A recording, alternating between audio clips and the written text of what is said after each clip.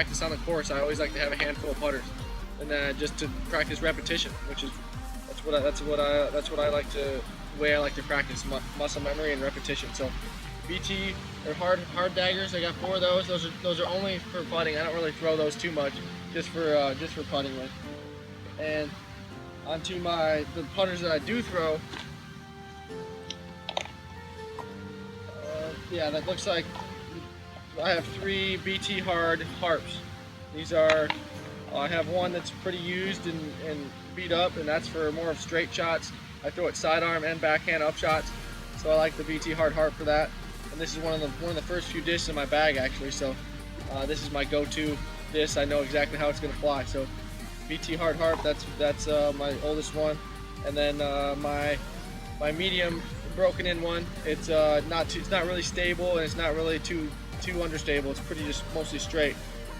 This one I can throw also sidearm and backhand. That's why I like the harp so much, is because it's so unique and so versatile that I can throw it sidearm and backhand up shots.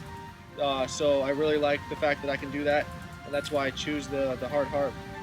And then the final one is just the same as the other 2, except this one's more brand new, so it's good for windy situations if you need to fight through the wind.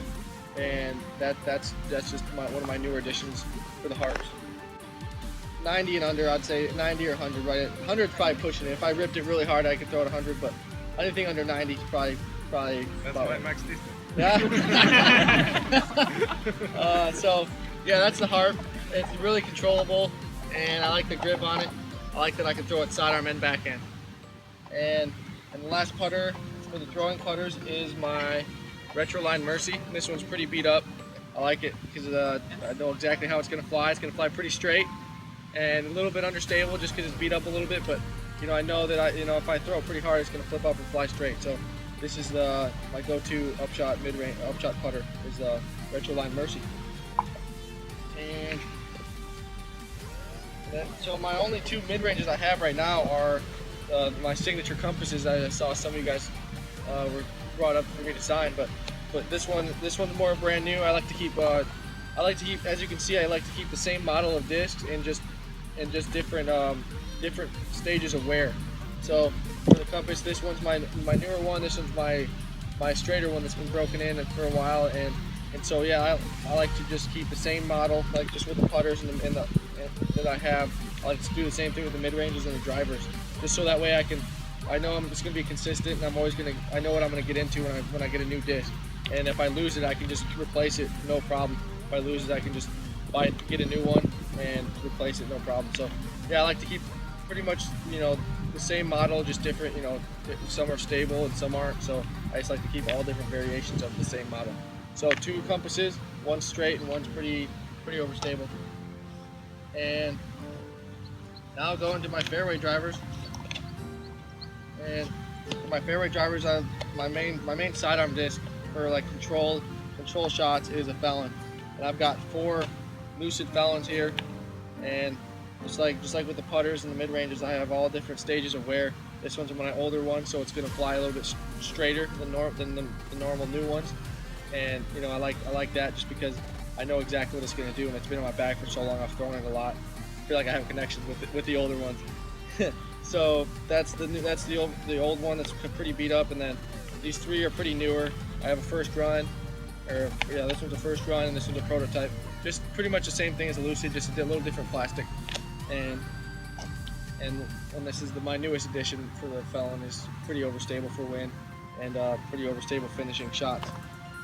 And on the Felon, I mostly only throw out for sidearm, just because I feel like it feels the best in my hand for sidearms. And then for backhand, I like the Gold Line XXX. It's a pretty overstable disc that has a good finish, and it's really good in the wind. So I throw this mainly only backhand. So I throw the Felons for sidearm fairway shots and the XXX for backhand fairway shots. I like the grip on it, and I like the way it breaks in. And I got one. Most of my discs that I didn't say the weight on most of them, but most of my drivers are around 170 to 174. I don't really. Well, sometimes in the high 160s, but just depends. I'm not too weird about the weights, but just as long as it feels good and flies right, that's all I care about. And So yeah, I got two triple X's, one newer, pretty overstable, and one kind of slightly broken in. And those are for my fairway shots. My last two fairway discs are the Vision, Optoline Vision. I like that for rollers. It's one of my favorite roller discs. You know, it's been in my bag just as long as the few other discs that I've had. I think I've had like 3 or 4 of these discs that I've had for like since I first started playing with Latitude. So roller, Optoline Vision, one of my go-to rollers for sure. And the St. Pro is my final fairway driver, Goldline St. Pro. It's pretty straight flying fairway driver. I like it for nice straight shots. It's not going to finish too much and it's not going to turn too much. So I like that it's got a pretty neutral flight, and this one's kind of broken in for me because I've had it for a while, but it's definitely one of my go-to fairway drivers, St. Pro.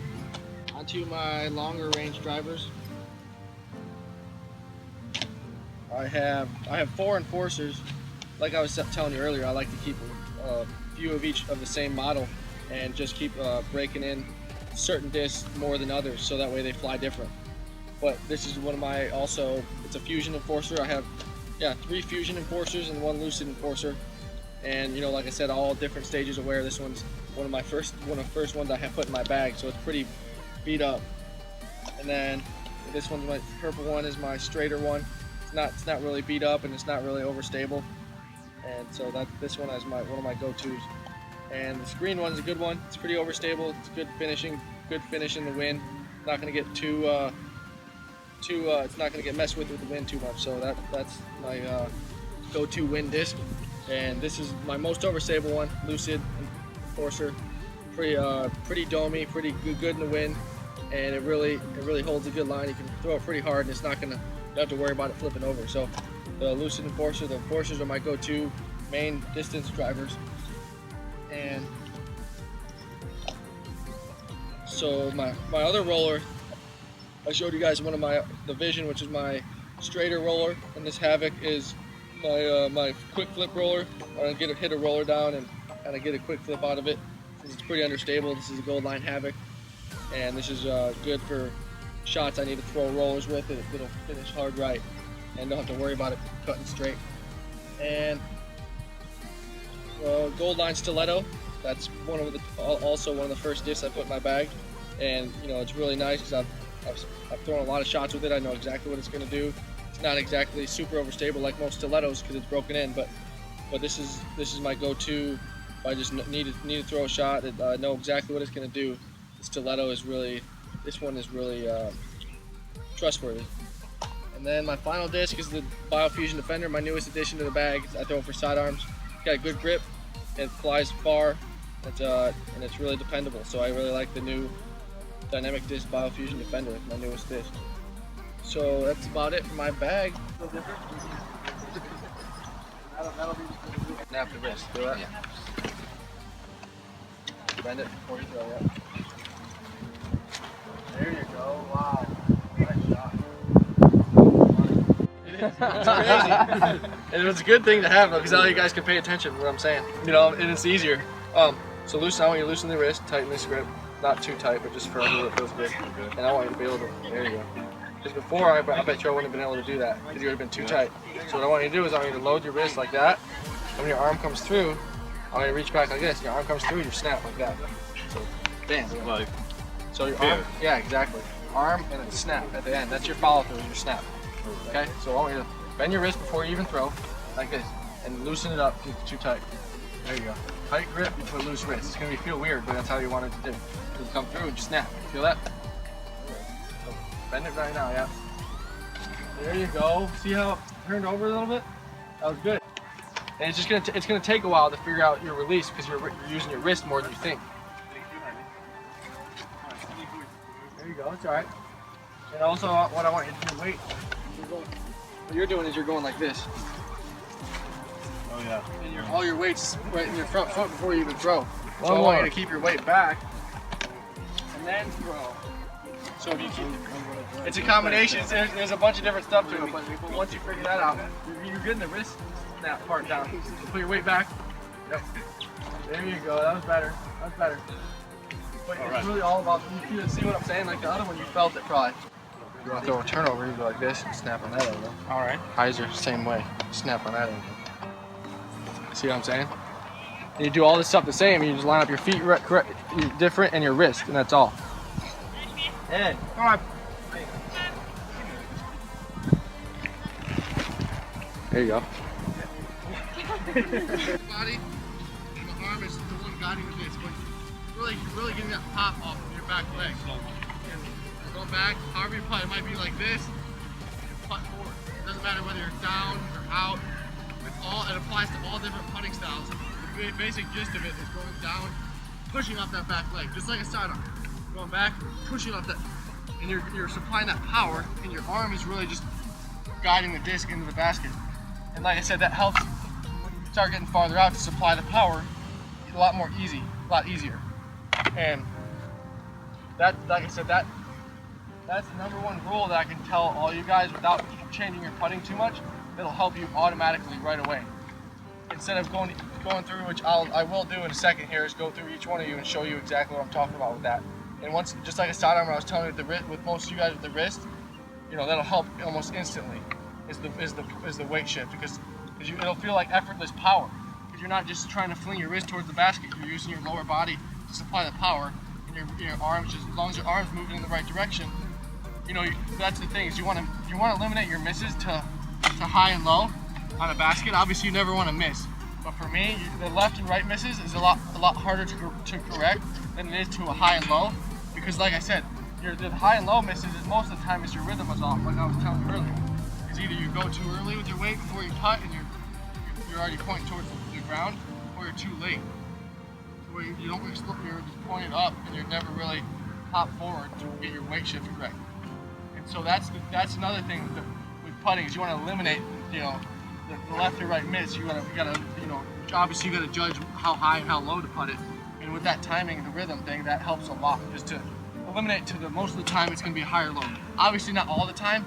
The majority of the time when I miss, it's either high or low because I'm eliminating the left and right miss just with the weight shift, and just being the fact that I know that if I hit low, I weight shifted too early, or the opposite if I miss too high.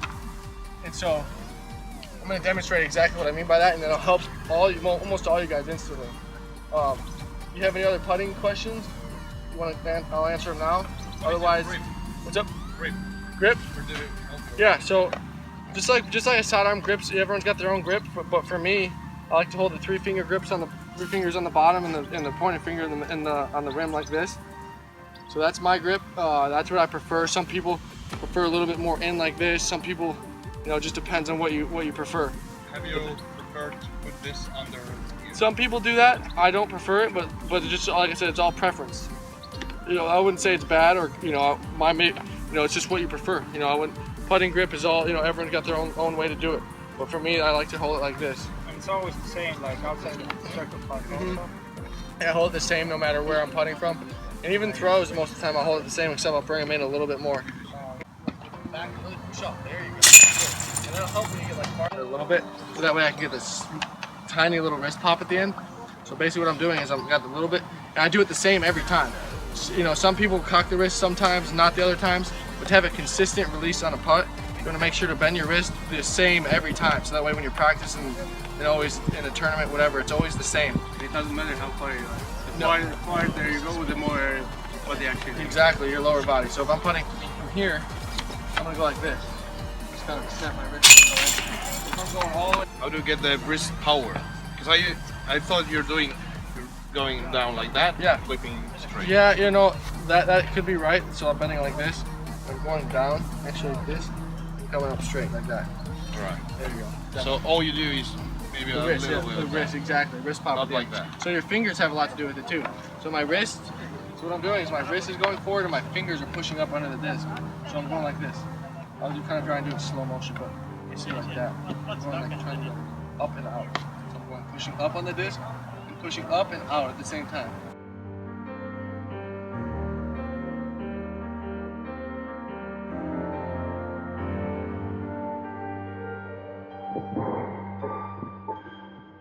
Hold it how you normally do. Okay. So yep, hold it, bend, loosen that wrist up a little bit. So what you're doing is you putt just like me, down, and you're popping the fingers up. So you're going down, and when you're going up, you're popping your fingers. That's not yet, but like when you're releasing. So right here, like right here, you're going pop and releasing. See that? So you're going up. So you're going up and out. Feel that? Okay. So you're going up with these fingers and out that way. See? So watch. This is what I'm talking about. Look at my bottom fingers. Go in here and look. You'll be able to tell. So watch. So I'm gonna do it in slow motion. Do that up and out. Exactly. Up and out with the fingers.